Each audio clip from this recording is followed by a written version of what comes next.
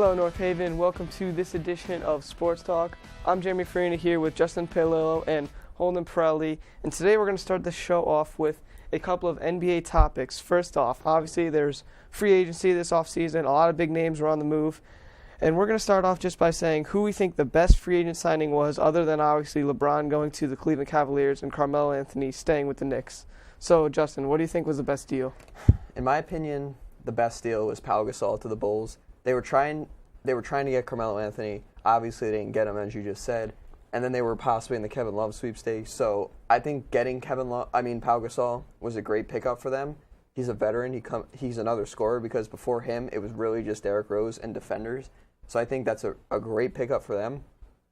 I also really liked how with the Raptors, they got Kyle Lowry back, who some say like he's getting a little older. He's maybe not going to be in his prime much longer. But I think he was the driving force behind that playoff run they had last year.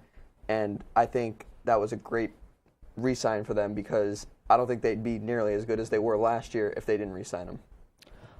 Jeremy, I'm going to have to go with Chandler Parsons. I liked what the Mavericks did for Chandler Parsons a lot. You're getting a young I believe he's only 23 years old, so he still has a lot of potential.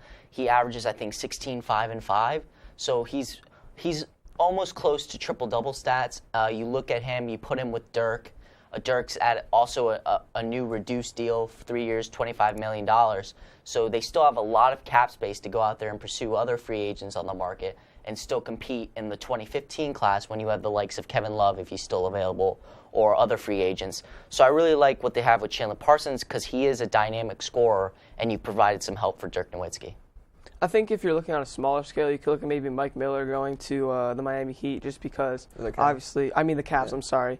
Obviously, a three-point shooter, you can never have enough of that on your team. Obviously, they're still looking to get Ray Allen and add a couple more pieces, but I think that could be a good deal. Overall, I think one of the better deals was Isaiah Thomas to the Phoenix Suns, because if they are able to keep Eric Bledsoe, they could have a really good set of guards there with Goran Dragic, Eric Bledsoe, and then obviously Isaiah Thomas. I think that could be a good mix. I think that Greg Monroe, a guy that's still available, could be a great signing for a team just because he's so young. I mean, Justin's always said he should go to the Spurs because he'd have Tim Duncan there, and he could, mix with that and all of those guys. Tim Duncan obviously would be able to kind of mentor him and make him a better player. So I think that could be a signing that could be good if that was to happen. But overall, I think the Isaiah Thomas is a really good trade. And another good deal was Spencer Hawes, who's going for the mid-level exception to the Los Angeles Clippers. And I believe he shot something like 45% behind the three-point line, which is ridiculous for a big man. And when you're talking the fourth quarter, when you have likes of DeAndre Jordan, Blake Griffin, who can't hit free throws and are liabilities in the fourth quarter, you can take them out and put in a Spencer Hawes, space the floor, and allow Chris Paul to dribble, drive, penetrate, and operate. I also really like the re-signing of Chris Bosh. I really wanted to see him go to the Rockets, but because I think that would be one of the favorites to win the West. Having said that, I think the Heat offered him too much money, just because he is getting older. He's not getting any younger. But it is a good way. I mean, you lose LeBron, and they're not – I wouldn't call them the favorites to win the East, but they're by no means they're not going to tank for draft picks. Like, they're going to compete, especially if Wade comes back healthy. They got Luol Deng, Danny Granger, who I think was an okay signing. Like, he's not going to make or break the team. Josh McRoberts. And then they got Shabazz Napier, LeBron's favorite college player. So I think they could build that team around Chris Bosh. The last time he was the centerpiece of the team was when he was back in the Raptors, and he averaged 24 and 10. He averaged 24 points a game, and I think he could do it again with the Heat. So I think that was a great re-sign. Do you still think they overpaid for them? Obviously, like giving him the max deal, you don't feel like he deserved that, or do you think that he deserved the max deal? I think I don't know. I think it's tough. I think they could have maybe gave him the max deal, but maybe less time. Maybe not. Maybe only like a 2 or 3 year deal. I just don't think.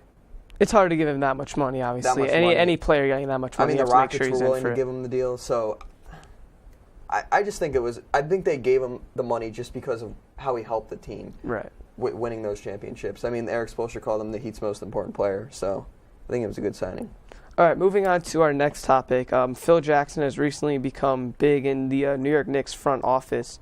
Do you guys think that he can turn the Knicks around? And if so, how long do you think it'll take him to turn around? We'll start with Holden. I think Phil Jackson's already made some great moves in free agency. I mean, you look at the moves he's made with trading away Tyson Chandler, getting him off your books, That way you're a little less cap strapped, but they still have Amari, so they're a little above the salary, the luxury tax right now. But you get a Jose Calderon who's very well liked in this league. Like his career averages are 8-8, so he's a great distributor of the ball. You put him with Clay Anthony Early, who I thought was the steal of this draft. Watching him in Summer League, and I know Summer League's a little bit of a stretch here, but a dynamic scorer. You still have Tim Hardaway Jr., who's going to, I think, really flourish in his second season. He's another dynamic scorer. And when you space the floor with the likes of J.R. Smith and Carmelo Anthony, I mean, the offensive potential for this team is incredible. Derek Fisher, I think he's going to be a great first-year coach. I mean, he won 5 rings. He knows what it takes to win. And when you have Phil Jackson upstairs to help you, mentor you, I think that helps a lot. Samuel Dalembert is a great pickup as well. He's a great rim protector, an underrated rim protector. Now, Tyson Chandler was a Defensive Player of the Year, but he's not worth an extra $11 million on your cap when you have the likes of Samuel Dalembert. And you're in the Eastern Conference. I mean, it's nothing like the West where you have to be the Phoenix Suns and win 50-plus games and you don't make the playoffs. So I think definitely the Knicks have a shot to be a 3 through 6 seed in the East with the signings they made so far. I'm going to agree with Holden on. I think Phil Jackson will help the team contend. I mean, a lot of people want him to be possibly the next coach and not Derek Fisher. But a major factor in the Derek Fisher decision was him and Kevin Durant have a great relationship. So when Kevin Durant's a free agent in 2 years, maybe that'll be a great landing spot. Yeah, a great landing spot, or something that will push Kevin Durant to go there. I also think there's a chance that if it doesn't go well in Cleveland, he can opt out, and when they clear their cap space, he could possibly go Jordan Carmelo with the Knicks. I think they're going in the right direction. Like you mentioned, Clay Anthony Early, Tim Hardaway Jr. I think Tim Hardaway Jr., he might not be a superstar, but I think he could be a solid, whether he's a sixth man or the starting shooting guard, I think he'd be he's a solid piece for championship team. I think for a championship team, he'd probably be more of a sixth man, but he's a spark. It was a great move to get Jose Calderon and Tyson Chandler. I think you just got to move that team in a different direction. And the next step for them is to get rid of Andrea Bargnani and Amari Stoudemire, who are really just like the old veterans just holding the team back. I think once they get rid of him, Phil Jackson, Derek Fisher, and Carmelo Anthony will take that team to a whole new level. So I think within the next 5 years, I think they will win a championship in New York. Yeah, I have to agree. I think that the Knicks are about a year or two out. Obviously, signing Carmelo was a big thing. Obviously, I don't feel like they're championship contenders right now. Even though it is a weak Eastern Conference, I feel like they don't have enough star power. They have a lot of guys that are, all right, not like they'll make the playoffs possibly, but I don't think they're going to be winning anything. There's already been rumors of them going out and trying to trade Stoudemire and Bargnani to the Timberwolves with other pieces, maybe Tim Hardaway Jr. and J.R. Smith, and try to get Kevin Love back. I think that once Stoudemire and Bargnani are off their books at the end of this season, then that's when they can become a serious title contender, because anyone's attracted to New York in general as a free agent, and then you add Phil Jackson and a new coach and Derek Fisher into the mix, and it just becomes even more enticing. I think that the idea of that is really impressive to have. I mean, Phil Jackson obviously coached 2 of the greatest players of all time, and Michael Jordan and Kobe Bryant. To be able to maybe be, the next great player that is under Phil Jackson's reign could be very enticing to a guy like Kevin Durant or a person like Kevin Love. Obviously, Carmelo Anthony found interest in it, signing back to him over contending for a championship right now with the Chicago Bulls. So I feel that if they can, they're definitely going to make a push at Kevin Love and Kevin Durant. Both these guys have already said that New York is obviously an enticing thing to look at. I think that the only way they don't get Kevin Love, or they don't have a good shot at getting him, is if he obviously goes to the Cavaliers, signs a long-term deal, something like that, or someone else pushes it and makes a trade to acquire him. But as of right now, I think that New York is definitely on their way up and could be a title contender. They're also trying to get Marc Gasol as well, right, as another defensive anchor there. I mean, Samuel Dalembert, like Holden said, is a great rim protector now, but how long is that going to be? They need that next guy. Marc Gasol's proven he just won Defensive Player of the Year 2 years ago. I think that would be a great signing for them. I just think they're moving in the right direction in general. The biggest thing with them is that they're going to have all this cap space at the end of this year, and they could go any which way. And they obviously will still have Carmelo Anthony under contract, so they could really do anything. Next, we're going to be moving on to, obviously, the Cleveland Cavaliers made big moves in this offseason, signing LeBron James. Mike Miller still looking to add pieces. Obviously, they're big in the Kevin Love rumors to that he could possibly go there. Do you think the Cavaliers need Kevin Love to win the title? Justin, we'll start with you. I think this all comes down to whether Andrew Wiggins turns into the potential superstar that he could be. If he doesn't, I think they do need Kevin Love, because if Wiggins turns out, I wouldn't call him a bust, but if he's just a marginal player, I don't think he's going to be as bad as Anthony Bennett was this year, or as much of a bust. But if he becomes a marginal player and he's just maybe a 15-5 guy like Kyrie and LeBron, I don't think they could do it alone. So I think then you do need Kevin Love.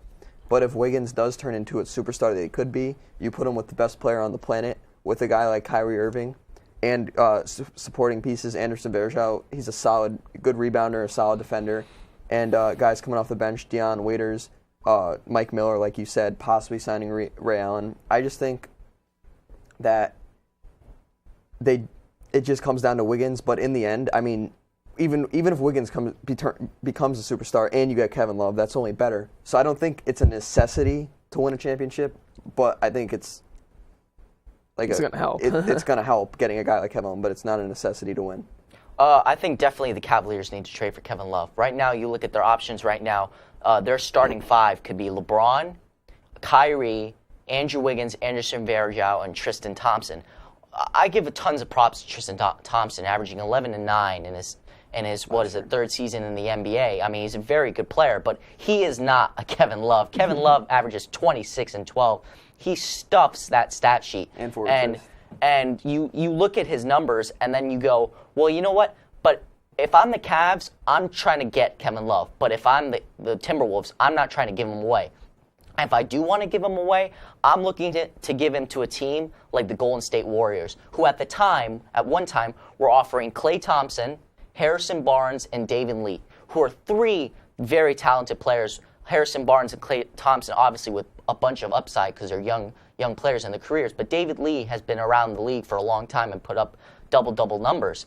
So those are three potential players that can start in your starting five, and you're only giving away a Kevin Love who's approaching free agency, so you don't know if he's going to stay in Minnesota, and he's frankly said he wants to be traded. So if I'm the Cavs, I do try to move for him.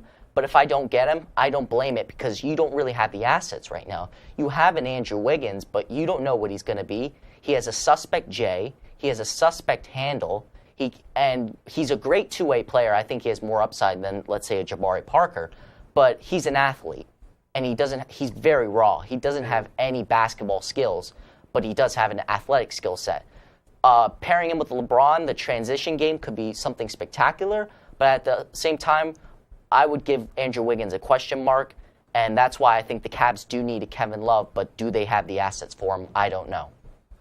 I think I like Andrew Wiggins staying with the Cavs solely because he's going to have basically no pressure his entire first 2 to 3 years he's on the team, because LeBron James is a star, Kyrie's number 2, and then it's him. He's basically the third fiddle on this team. So you look at that, and he's basically they're going to give him all he needs to develop, and that's going to be it. He's just going to sit there, and he'll get his 20, 25 minutes, whatever he's going to get per game, and he's just going to have time to develop his raw skills and all that. The thing that I think is going to make or break this trade with the where Kevin Love goes is going to be depending on what the Timberwolves want to do, because they can go two ways here. They could either trade Kevin Love for potential, or they could trade him to try to just dump him on a team where they trade him. Maybe if they trade him to the Golden State Warriors, say they get Klay Thompson, Harrison Barnes, all these guys with a lot of potential, and could essentially become a team in the West to be reckoned with in a couple of years.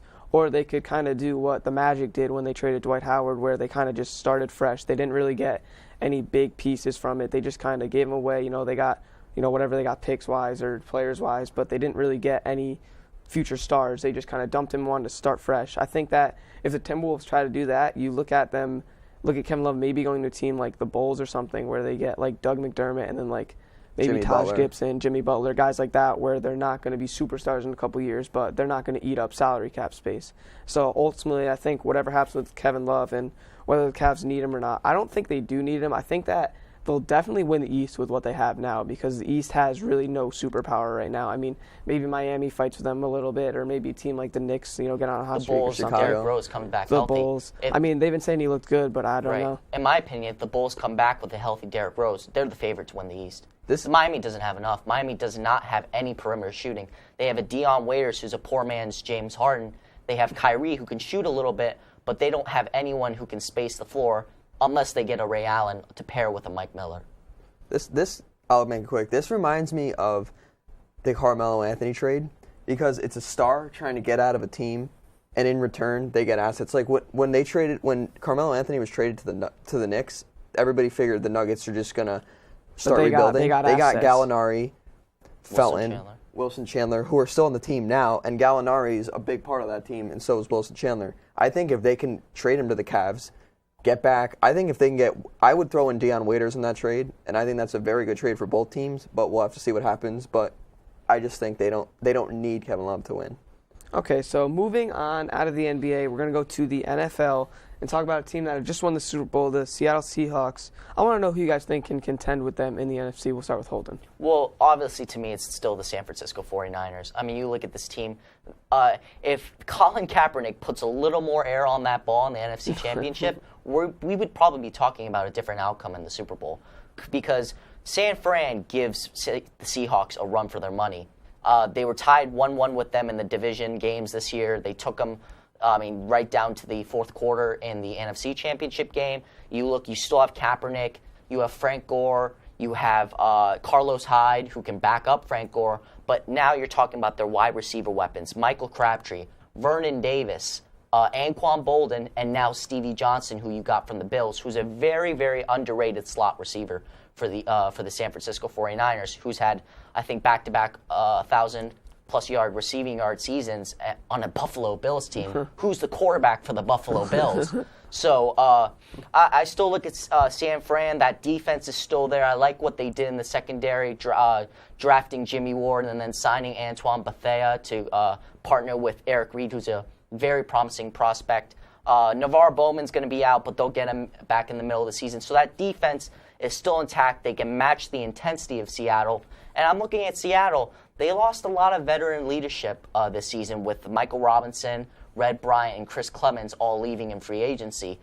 You're going to expect Richard Sherman and Earl Thomas to step up and kind of lead that locker room. But those guys are 26, 25 years old. Just because you give them new contract doesn't mean you give them new authority. So St. Louis, Sam Bradford, make or break season for St. Louis. If he doesn't show up, that team won't win 7 games this season. Arizona, they lost Darrell Washington and Carlos Dansby, so their defense is probably going to be very suspect this year. So San Fran or Seattle is going to come out of that division. I'm going to go with this is a long shot, but I'm going to go with my Philadelphia Eagles here, just because I really like what they did. Deshaun Jackson was a great player. I think it was not time for him to move on. Like, I think they should have kept him, but it wasn't like their team's not going to break down because of it. I really liked what they did. Got Darren Sproles. And Nick Foles. I think he's very underrated. I don't think he's going to be the next Peyton Manning or Tom Brady, but I think he could be a starter to a star in the league for a while now. We'll have to see how it works. Obviously, they lost to Deshaun Jackson, but they got Jeremy Maclin and Riley Cooper. I just think they can compete just because of how they're not in a weak conference, but they're not in the same conference as the NFC West. I mean, the Cardinals are probably the weakest team in that conference, would you say? No doubt, with no linebacking and they're not even that bad. Carson Palmer as your quarterback. That team's going to be in the basement this year. So the Eagles are in a weaker division than, say, the Seahawks. So I think if they can get out of their conference, they could possibly make a run. They have the best running back in the NFL, as far as I'm concerned, in LaShawn McCoy. I just think they can bring it all together. They got Chip Kelly as their head coach. I like what he's doing with their offense. I just think if they can get out of that conference, I think the Redskins will be the only competition. I think if they can get out of that conference, they can make a run and possibly compete with the Seahawks or 49ers as the NFC champions. The thing with the Eagles is that the Seahawks, they're playing the 49ers twice. They're playing the Cardinals twice. Even if they're not as good, they're still better than some of the teams that are in the Eagles division. So if the Eagles can win all these easy games, they can end up getting one of the top seeds in the Home NFC. field advantage. You have home field advantage. So, I mean, I think I'm just going to go with the Saints in this one because I always like the Saints. Drew Brees is one of the better quarterbacks in the league, and that with the additions they made, Brandon Cooks being drafted by them, and then the Jerry Spurd signing in the offseason to boost their safety. They drafted Kenny Vaccaro a year or so ago, so I think that they can really do a good job and really contend in the NFC. Moving on, Patrick Peterson of the Cardinals, he recently got an extension. There's been a lot of talk between him and Richard Sherman and who got all the best money and all that. Who we think is the best cornerback in the NFL? Holden, we'll start with you. In my opinion, it is Patrick Peterson. I mean, you look at Patrick Peterson and what he's done over the past 3 years in Arizona. I mean, who plays behind him? Jeremiah Bell and Rashad Johnson. So, I mean, Patrick Peterson's really the only star player on that defense, a la Darrell Washington, who's going to be suspended for this upcoming season. But you look at this team, and Patrick Peterson's a very talented athlete. I would probably say the most athletic corner I've ever seen since Deion Sanders watching highlight tape. You look at his ball skills. He has excellent ball skills. He's a great shutdown corner. He can lock up your number one receiver and follow him around in the slot on either side of the field, whereas compared to a Richard Sherman, because of the system in Seattle, he was only on that on one side of the field. He wasn't going around covering slot receivers or tight ends or on the other side of the field covering the other outside receiver. He was only on one side on an island. And he had 8 interceptions, but then you look at it and say, well, when Patrick Peterson plays, no one throws to his side. He isolates one part of the field. But when I'm watching Seattle games, quarterbacks are still testing Richard Sherman. They still throw to his side. So obviously, we don't know, but NFL teams don't respect Richard Sherman and consider him the number one corner that a lot of teams consider Patrick Peterson to be. Now, Joe Hayden's another corner that's very talented, but I think he's been very inconsistent. But Patrick Peterson, to me, model citizen off the field, never's gotten in any trouble with drugs, alcohol, the police, nightclubs, nothing like that. Richard Sherman's a great player, but you got to consider who's on that defense. Cam Chancellor, Earl Thomas, Bobby Wagner. He's on a loaded squad. So I think Patrick Peterson, you have to give him props to being the best corner in the league because he's really working with nothing on that defense. I think this competition's very close. However, as of today, maybe in the beginning of next season, I'll give the edge to Richard Sherman just because they got the momentum coming up the Super Bowl win. And he did have that great play against Michael Crabtree in the NFC Championship game. Obviously, one play isn't going to decide this guy's better than this guy. I think in the end, after both their careers are done, I think Patterson will have the better career. But as of right now, I think Sherman is better. Like you said, the Seahawks do have a better defense, so it is easier to work with. Like if their front four gets to the quarterback, it's maybe the quarterback throws a lazy pass or rushes the pass, and it is easier to cover the guy if they're quicker passes. I'm just going to go with Richard Sherman for now, just because of the momentum off the Super Bowl. But I think, like I said, at the end of their careers, Patterson will have a better career. I think that it's really almost a tie because it's hard to judge these guys because they're in two different systems. It's always hard to look at two guys that are playing in two completely different systems and judge them because Seattle's defense is so different than really any other defense you see. I think that Peterson is really athletic. I mean, there were rumors of him possibly playing both ways, playing offense and defense. I mean, to consider that shows the athleticism he has and how impressive he is. I think that he's a better shutdown corner, like Holden said, like he controls one side of the field. But I feel like Sherman's better at almost. I don't feel like it's that quarterbacks don't necessarily respect him. It's almost that he dares them to challenge him. Like an intimidation factor. Yeah, he dares them to take him on, which is a strategy that bites him sometimes. Like he's been burned before and it's hurt him in plays. You know, it's cost Seattle points, but at other times it benefits them. So he has a more risk-reward type playing style than Peterson has. I'm really interested to see how Darrelle Revis does in this upcoming season with the Patriots. I mean, when he was with the Jets, he was by far the best quarterback in the NFL. I mean, no one really questioned him. He only had 4 interceptions or so, and it wasn't because that he only got those many opportunities is no one threw him the ball. Like, no one challenged Darrelle Revis in his prime. So I think that he really was a very impressive Another guy. interesting stat, it was on Butcher Report. Richard Sherman and Peterson combined for 8 touchdowns against them, and Peterson gave up 7 of them.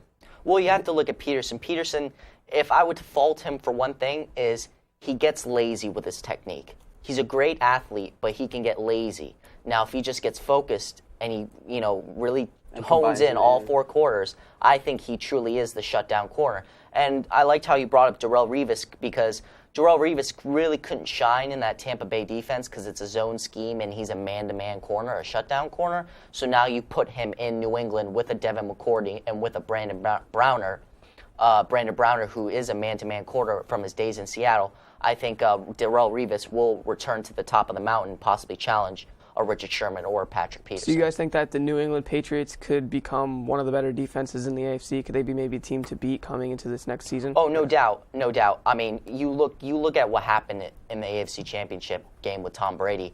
He put points up on the board. It's just that Peyton Manning put up a few more points.